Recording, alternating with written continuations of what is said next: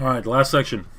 We talked about first derivative test. This one, we're going to talk about concavity in a second derivative test. Yes, there is a difference. One's first, one's second. We want to talk about concavity and determine where the function is concave up or down. We want to find any points of inflection. That was the word I couldn't remember in the last video. And then apply the second derivative test to all that stuff. Again, as usual, your homework is on the right. So the definition of concavity. If we let f to be differentiable on an open interval, the graph of f is concave up if the first derivative is increasing, and concave down if the first derivative is decreasing. Okay, so here we go. If I take the derivative of all this stuff, we get a negative, but it's really like right here is the tangent line, and the tangent line's going like this, and then the tangent line's going like this, and then like this. So what's going on right here is the slopes right here are getting less negative. Right, so they're really steep here, but then they're getting less negative. So that's kind of why they do, like, I make like a big negative sign, and then it makes it smaller and smaller and smaller and smaller and smaller and smaller as I get to the tangent line, right? And then my slopes here are getting more positive, more positive, more positive, more positive, more positive, more positive, and so on. So the slopes are getting less negative and more positive. All right, so there we go right there. This is going to be concave up, okay? This one, we get a positive here, we get positives here. These are all positive, but it starts all positive, and then it's going to get smaller and smaller and smaller and smaller and smaller and smaller as I go to the tangent line, and then negative, negative, negative, negative, and then bigger, bigger, bigger. All right, so here the same thing is happening, but the slopes are going to get less positive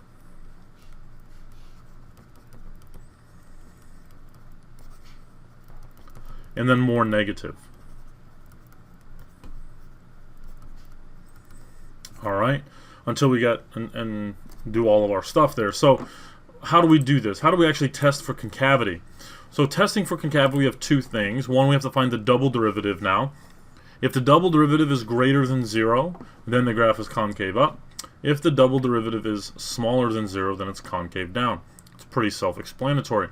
So if I'm given the first example of the original function, if that's the original function, I need to find the first derivative, which is 4x to the third minus 12x squared.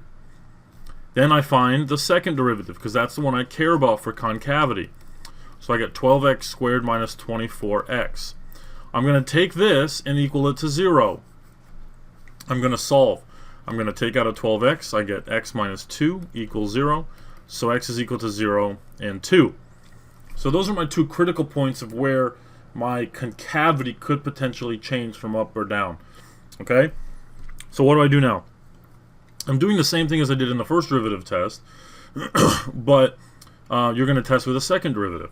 Okay, so we find our intervals. Our intervals are from negative infinity to 0. We got from 0 to 2, and then from 2 to infinity.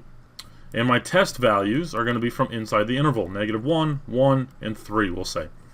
You can choose anything you want. You can choose a million if you want to. I don't know why you would, but you can.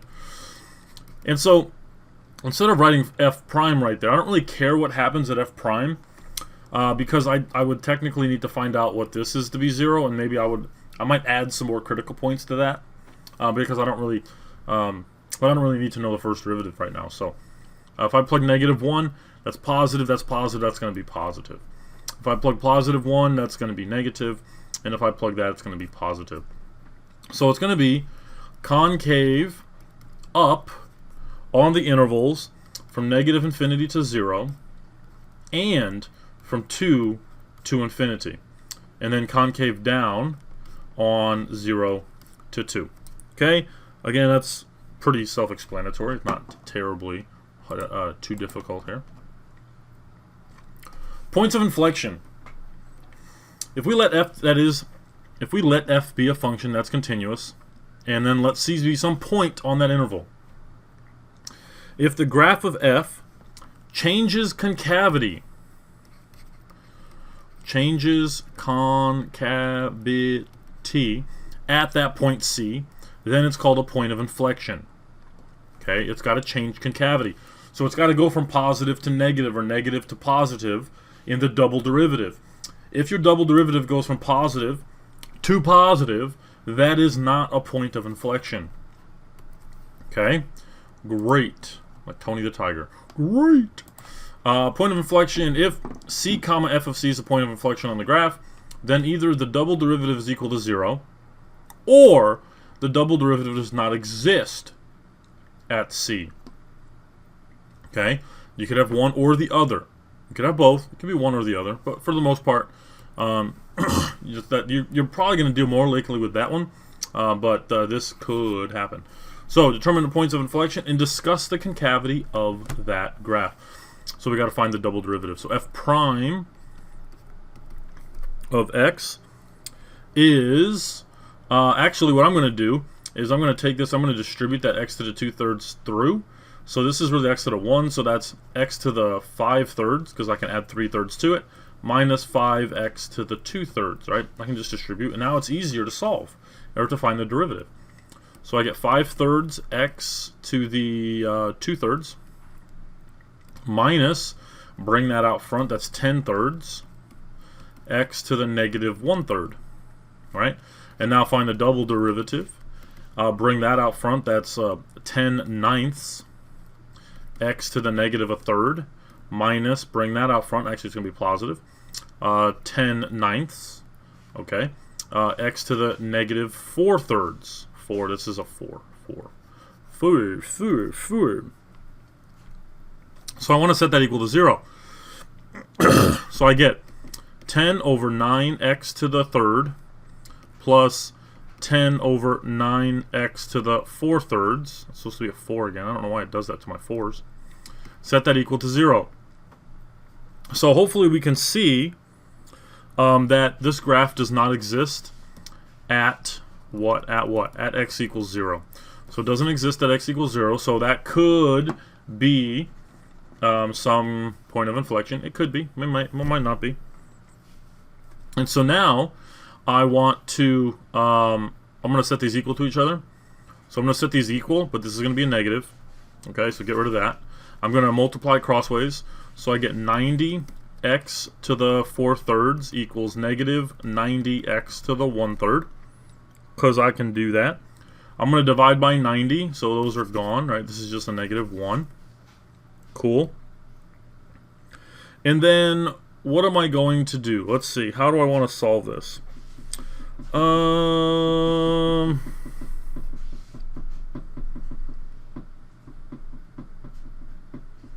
Let's divide by x to the 3rd.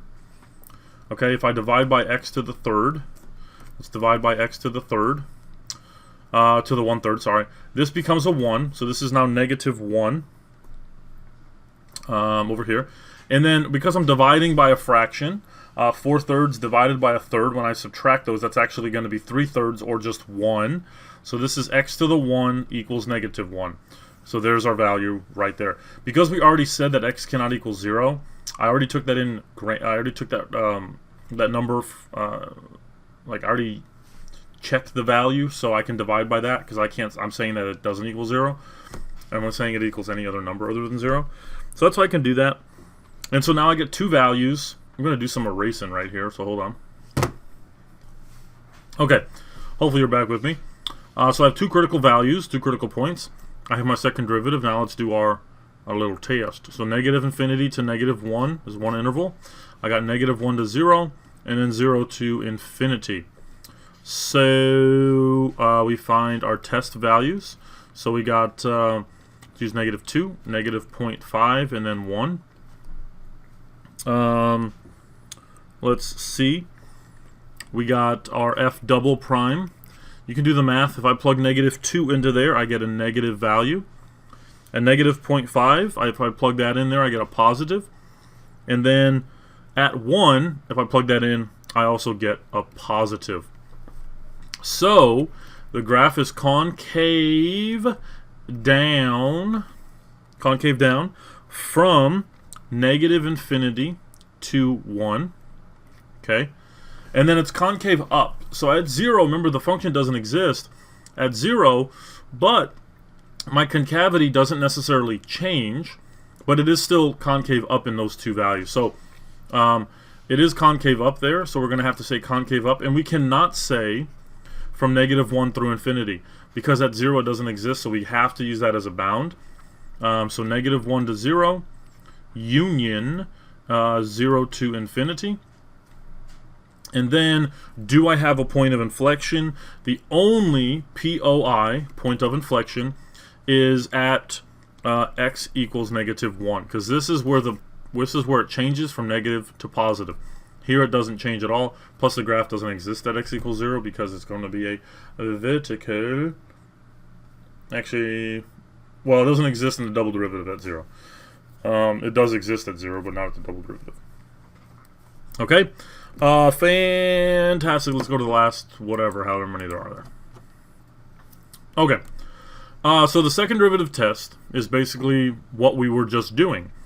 Let f be a function so that the first derivative is 0, and the second derivative of f exists on an open interval containing c. So if the double derivative is greater than 0, we know it's concave up, but then f has a relative max at that value. Okay? If the double derivative is less than 0, we know it's concave down, so that means it has a relative min. There we go. If the double derivative is equal to 0, then we don't really know what happens. It's just inconclusive. So the test is inconclusive. It just tells you nothing.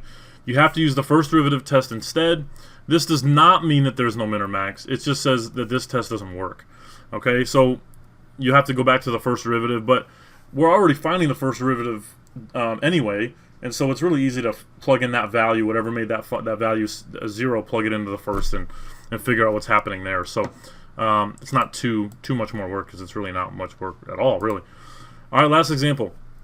Use the tangent line at x equals 1 to approximate f of 1.1 for the function f of x. Tell whether the function is an overestimate or underestimate. Okay, and justify your answer. So the first thing I got to do is to determine what's going on in this function. So if I basically take the first derivative, that's 6x, and then I'm going to take the second derivative just for the sake of it. I'll show you why in a little bit. Boop. So we know that at x equals 1, okay, so f prime of 1 is equal to 6, but f of 1, let's see, f of 1, so I just plugged it in here, that's equal to 5. Let's see what else I need to do. Okay, so here we go. Let's find the tangent line from that using this. So we know the slope is m, this is our x, this is our y, so our tangent line is going to be y minus 5 equals slope times x minus 1. So this here is the slope of our tangent line at the x equals 1 on our function. Okay, so that's what our tangent line is. That shouldn't be anything new. That's pretty easy. So now what I want to do is I want to use f of 1.1. So I'm going to use the tangent line. So what I'm going to do is I'm just going to plug in 1.1 into x. So I get y minus 5 equals 6 times 1.1 minus 1. So y minus 5 equals 6 times 0.1. Y minus 5 equals 0.6. And then so y equals 5.6. Now this is approximated. So we're going to say that f of 1.1 is approximated as 5.6. This is what we call linear approximation. Linear approximation is we're just taking a value close to what we determined. We already found x when it equals 1, the tangent line. Now we could find the tangent line at 1.1, but x equals 1 is just easier to deal with. So because 1.1 is very close to it, we're going to use that as a linear approximation. Now, when it says overestimate or underestimate, I have to determine what's happening with the function. So is the function going up or going down? If it's increasing, great. If it's not increasing, great. And how do I determine this? I'm going to find the double derivative. Okay, I already found it. That's why I kind of did it there for you. Add the double derivative is equal to 6. And so what happens, these are like, it's not the graph. I'm not drawing a graph right now. I'm just showing you what could happen. So if it's increasing, then it's concave up, right? Concave up. So the function is increasing and concave up, so it's kind of going like this. And so at that point, say, right there would be an underestimate. So this is an underestimate because if this is x equals 1 right in here, well, 1.1 is going to be up here, right on the graph. But my tangent line is going to be below the actual value of 1.1. So that's what we call an underestimate. So if it's increasing, if the function is increasing but it's concave down, which basically looks like this, so it's increasing but it's concave down, okay? So if our value here is our tangent line is 1.1, or as our tangent line is x equals 1, but our value of 1.1 is going to be here, so our tangent line is actually going to be an overestimate here. Overestimate, all right? If we have a decreasing and concave down, concave up, concave down is going to be over here. So that's going to be like this, okay, whereas this is x equals 1, and there's my tangent line, but then 1.1 is over here, all right, so that's also going to be an underestimate. If I have a decreasing and a concave down, that's going to graph like boop, and so here is 1, and there's my tangent line, and there's 1.1. So that would then be an overestimate, right? The tangent line is above the point or below the point. That's what determines over or underestimate. And so we need to look at those pieces of information when we're actually finding this. So this derivative is, so f double prime is actually equal to 6, which is greater than 0. All right, it's greater than 0. And therefore, because it's greater than 0, or it's concave up, okay, it's concave up, because it's concave up, and because it's increasing, meaning the first derivative is positive, right?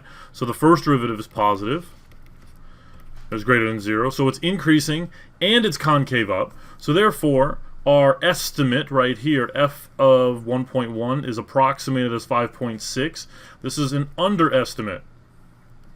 Underestimate.